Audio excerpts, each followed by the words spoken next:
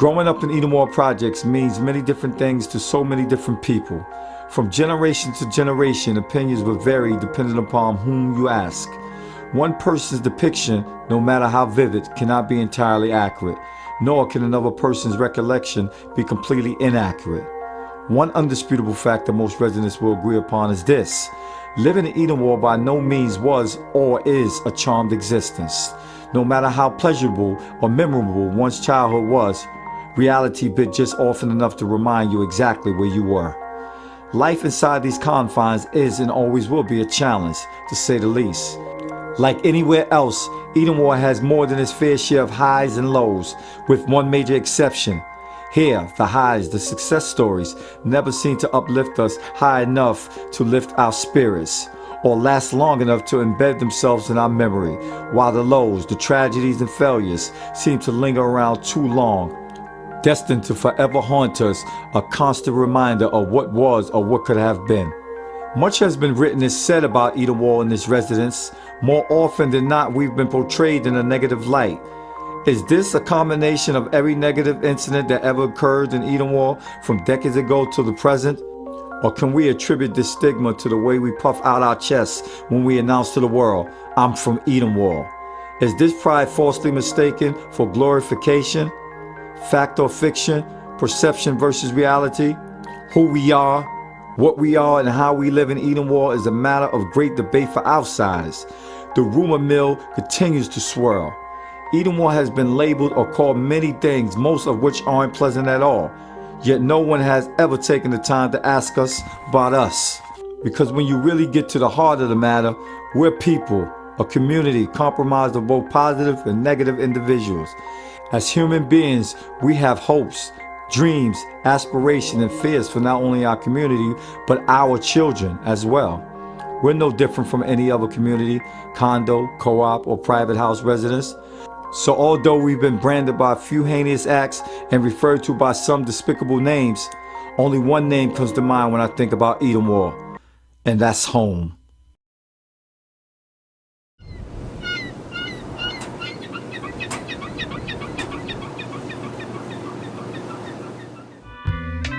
What we need to do is look within ourselves, because that's where the answers might be. But for fear, a lot of us are afraid to do that, because we're afraid of what the answers might be. But there's no need to fear, man, woman, nor child, because God is my witness, we're only here for a short while. This one is deep, see it's for our peeps, for every loved one that we lost to these streets, for everybody resting in that eternal sleep.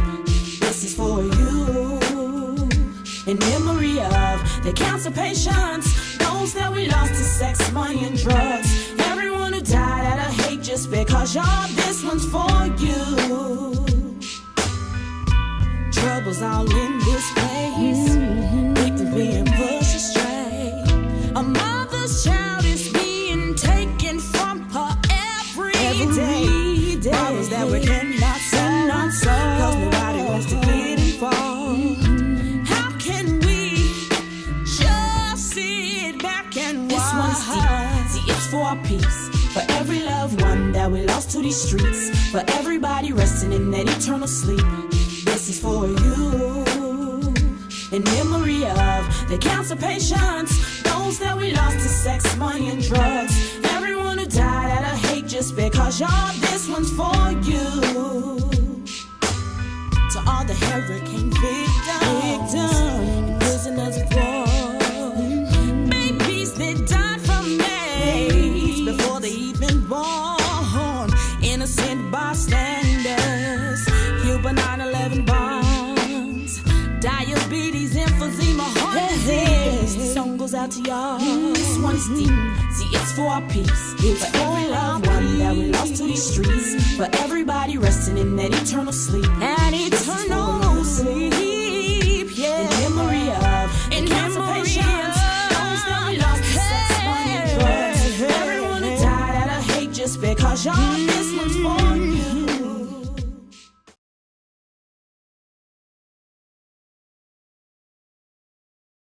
What's the biggest misconception about life or living in Edenwald projects? Well, that it's bad, that there's a lot of crime, there's a lot of shootings. We may have had a lot of shootings, but then the reasons for behind those shootings we may never understand. That's not to condone it and say that it's okay. But from the time when I was growing up until now, there has been a great deal of crime. And then you gotta remember how the media takes things and they twist things around. You know, I love Edenwald. I grew up here. My roots are deeply embedded in this community from the onset. Edenwald cats was thorough. So we want to say how the Edenwald cats were. Dudes used to hear about us in the system and be like, yo, you from Edenwald? Crime rate. Yo, you from over there, dude? Yo, it's wild over there. I don't even go over there. And living in the projects for 23 years, I knew a lot of drug dealers, but I never knew one that owned a boat, and I never knew one that owned a plane. And that's how these drugs are being brought into this country, by boat, by plane, but yet they took so many of these young boys out of these projects and gave them these long, harsh, racist, mandatory minimum sentencing. You talking about the hood, and you always used to say like how, you know, dudes in the hood want to be a part of something. You know what I'm saying? Whether it be a negative or positive, they want something to do. Like right now, like what the kids gonna do? They don't want to be in their house. Mom keeps complaining. You know what I mean? There ain't no educational programs to be a part of, so dudes want to be a part of something.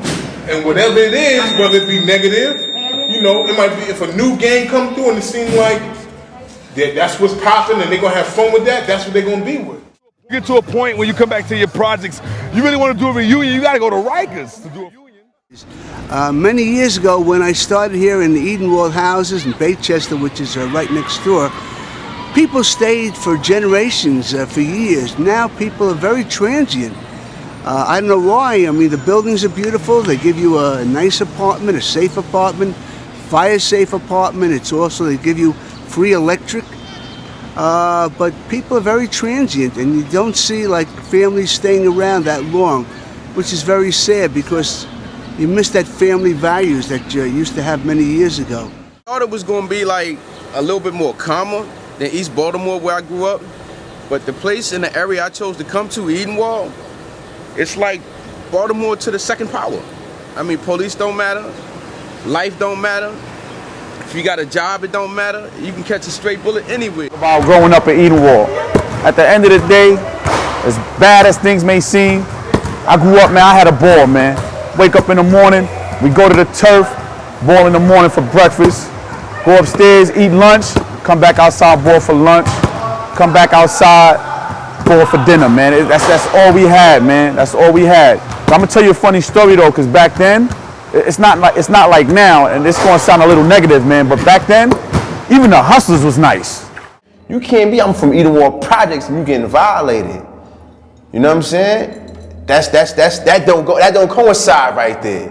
You know what I'm saying? When you say you from Edenwald Projects, niggas like, oh, Edenwald. Y'all the only projects up there on that side that, yeah, that's us. Y'all heard niggas is, yeah, that's us. Yo, is that true that it's such and such buildings and, yeah, that's us. You know what I'm saying? So it's a certain type of statue that came with being from Edenwald Projects, and you had to represent. Police presence is hard out here right now. I mean, it's ridiculously hard, man. If you look up on some of these poles, you can see how hard it is. You know? When I first moved up here, you know what I mean, Edenwald had a reputation, but it wasn't as bad as it is now, you know? There's many tragedies, man. I don't know where to start, you know? Legendary history of violence in the projects all the way up to the, you know, the Black Spades, so on and so forth, and legendary gangs that came through here, opposed to, you know, gang life now, which I really don't, you know too much about because it's a whole different era, a whole different time. So, with that being said, violence, you know, is violence.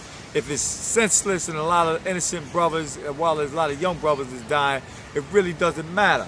You know, it's just a necessary and unfortunate aspect of life that sometimes goes on, and a lot of brothers that wind up injuring a lot of brothers and taking a lot of brothers, the brothers that they grew up with, ate free lunch with, and, you know, sat and played, you know, childhood games, man. So, in the end, man, it's just a lot of senseless things to me that never should be, never had to be, but unfortunately went down. My perspective growing up in Edenwald, see, I came to Edenwald when I was 7 years old, straight from Harlem. First 3 days, got in 3 fights. So it was crazy, yo. So basically, it was when I grew up. This is when I grew up through the crack era of it. I've seen people come. I've seen people go. Lanza died. Debbie died. Jackie died. Mutsi died. Derek died. Roger died. Everybody died. Everybody's gone, but we're still here and we're still moving on and we're just doing our thing. We're working now. Everybody's just, you know, working. They got their families. We come back, Edenwald Day. We got to come back. This is our home here. We come back to visit. They got the system now is they come and do 80-man indictments. They lock up the whole hood. You know what I'm saying? And then these little jokers come out. They don't have a clue of what the game is or what it's about, the rules of engagement or anything like, and they just fall victim, and that's what breeded a lot of rats. You know, I will talk about that. And then you look at things like I seen this thing another day. If you look at your local neighborhood buses, you know, they have the advertisements on the side that says cleaner streets, better neighborhoods, and the neighborhood they show was Edenwald Projects. They think it's cleaner now because they installed cameras and everyone is dead now. I just don't see the sense of things. It's time to wake up, man. It's time to wake up.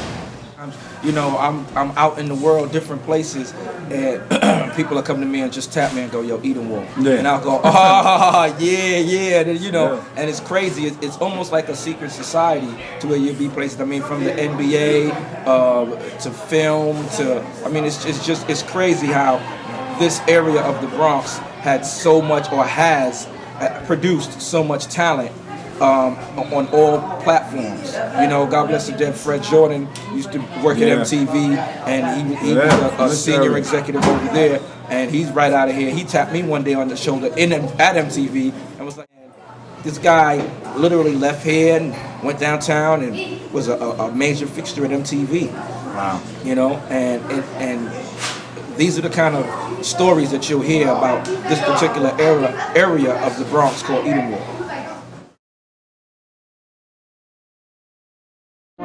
This is the way the city builds a house. Plans go from the City Housing Authority to the Board of Estimate. The Board of Estimate checks and approves the financing.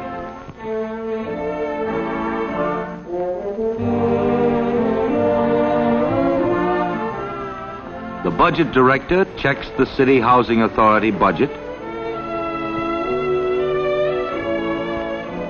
The Department of Housing and Building checks the plans for fire exits, ventilations, specifications, safety.